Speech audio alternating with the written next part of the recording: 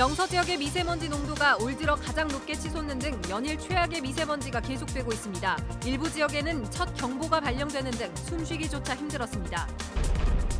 전국 동시조합장 선거 연속 보도로 도내 유일하게 간접 선거를 치르는 조합과 후보가 난립하고 있는 조합 등 눈에 띄는 선거전을 살펴봤습니다. 양양공항을 거점으로 한 플라이 강원이 항공운송사업 면허를 취득했습니다. 원주 제주 간 저가 항공 취항을 계획하고 있어 원주공항의 활성화가 기대됩니다. 공무원 노조 횡성군 지부가 4월 보궐선거 사임 기한이 종료되면서 한교 횡성 군수의 퇴진 운동을 중단했습니다. 노조 측은 불필요한 소모전을 접고 대법원의 판단을 기다리겠다는 입장입니다.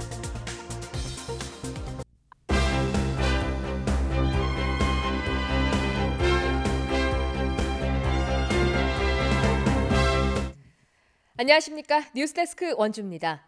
도내 전역에서 미세먼지 농도가 올 들어 가장 높게 치솟는 등 연일 최악의 미세먼지가 계속되고 있습니다. 일부 지역에는 첫 경보가 발령되는 등 숨쉬기조차 힘들었습니다. 이병선 기자입니다. 도심 전체가 안개와 같은 희뿌연 먼지에 갇혀버렸습니다. 아파트 건물은 윤곽만 가늠할 수 있고 뒷산은 능선조차 흐릿합니다.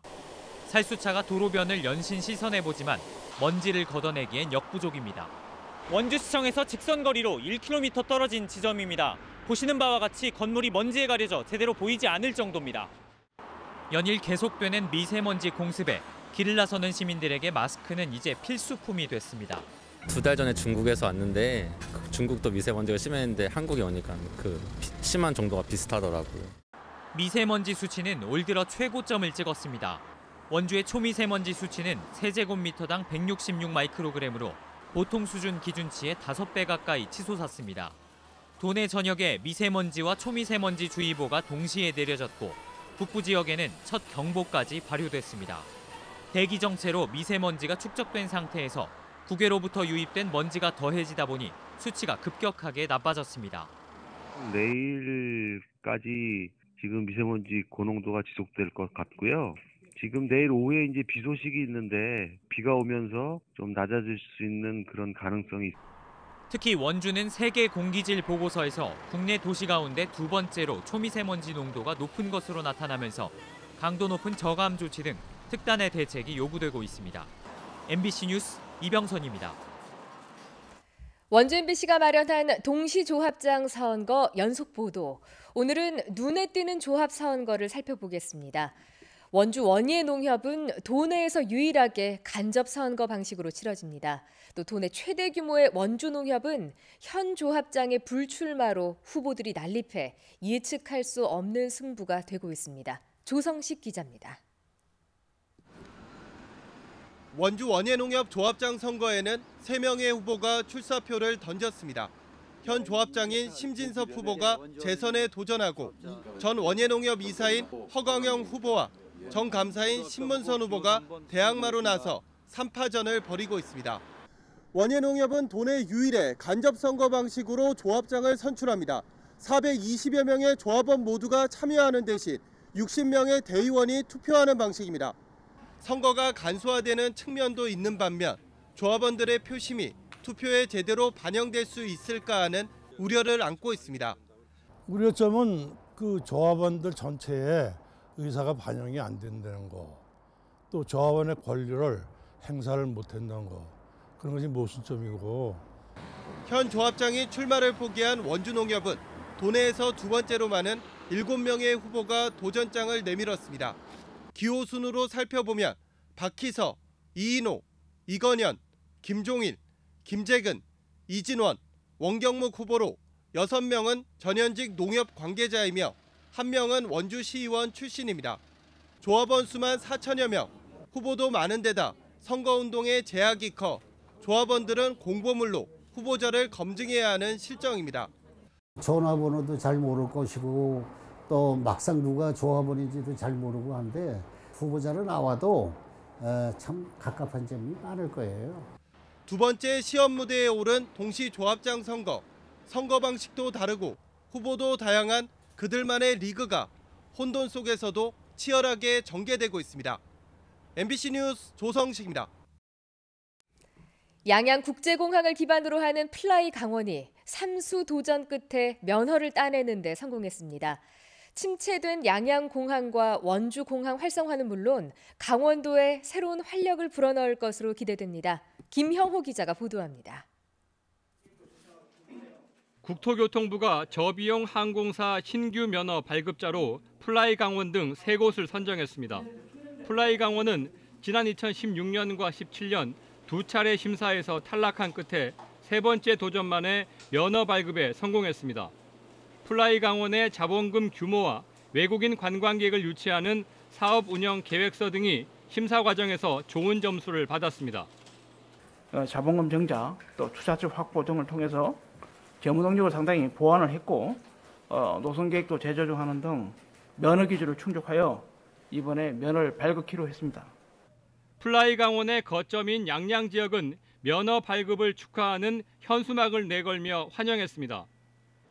항공사 본사 이전과 신규 직원 채용 등으로 양양 지역은 당장 올해부터 큰 변화가 예상됩니다.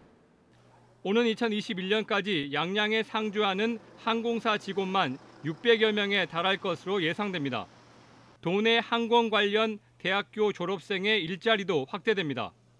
플라이 강원이 외국인 관광객을 주 고객으로 삼고 있는 만큼 도내 유명 관광지까지 외국인 관광객 특수가 기대됩니다.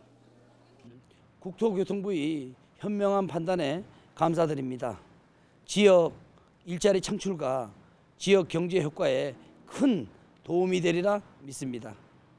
플라이 강원의 면허 발급을 계기로 침체됐던 양양국제공항 활성화에 새로운 돌파구를 찾을 것으로 기대됩니다.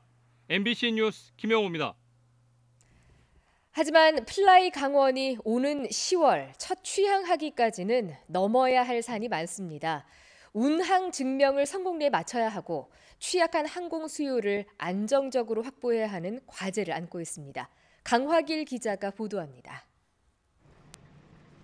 신규 면허를 취득한 플라이 강원의 발등에 떨어진 불은 운항 증명 획득입니다. 운항 증명은 안전면허나 다름없습니다. 항공사가 운항을 개시하기 전 운항에 필요한 조종사 등 전문 인력과 시설, 장비, 운항 정비 체계 등 안전 기준이 적합한지를 사전에 검증하는 제도입니다.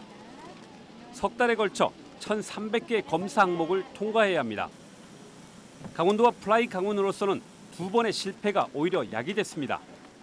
사업면허 취득을 위한 준비 과정에서 운항증명 수검에 선제적으로 대비해왔습니다.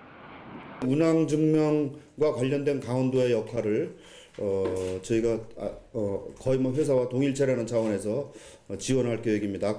플라이 강원은 다른 7개 저비용 항공사에 비해 배후 도시 규모가 작아 잠재적 항공 수요가 가장 취약합니다. 이에 따라 안정적인 노선 확보가 사업의 향배를 가를 것으로 전망됩니다. 이 때문에 플라이 강원은 항공기 좌석의 80%를 외국인에게 제공하는 등 외국인 유치에 사운을 걸고 있습니다. 2020년까지 31개 도시에 비행기를 띄울 계획입니다. 해외 인구 밀도가 높은 2선, 3선 공항에 한국에 오고 싶어하는 니즈가 있는 공항을 주로 공략할 겁니다. 이를 위해 강원도는 5월부터 해외 취항 예정 도시를 돌며 대대적인 판촉 활동을 벌입니다. 이와 더불어 열악한 양양공항 시설 개선과 빈약한 양양공항 접근 교통 환경 개선도 서둘러야 합니다. 갈수록 경쟁이 치열한 저비용 항공 시장에서 플라이 강원이 어떻게 경쟁력을 확보하고 강원도의 취약한 하늘길을 열 수 있을지 주목됩니다. MBC 뉴스 강화길입니다.